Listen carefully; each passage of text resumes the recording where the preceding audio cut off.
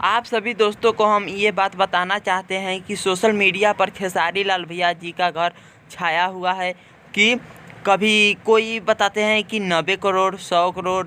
तो हम आप सभी को इसी बात का आज खुलासा करेंगे कि भोजपुरी के super star trending star Khesari Lal भैया जी का घर कितने करोड़ का बन रहा है।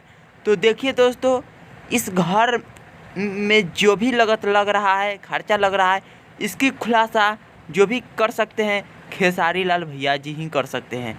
इसके अलावा कभी 90 करोड़, कभी 100 करोड़, तो कभी 25 करोड़, ये सब इसकी बात में कुछ सच्चाई नहीं है। और इसकी खुलासा क्लियर है कि खेसारी लाल भैया जी करेंगे, जो भोजपुरी के सुपर स्टार ट्रेंडिंग स्टार कहे जाते हैं अभी। तो चलिए दोस्तों, इस वीडियो को शेयर कीजिए, कमेंट में बताइए वीडियो कैसा लगा। वीडियो को लाइक कीजिए, कमेंट कीजिए, वीडियो को शेयर कीजिए। चलिए दोस्तों, हम लोग अगले वीडियो के साथ मिलेंगे।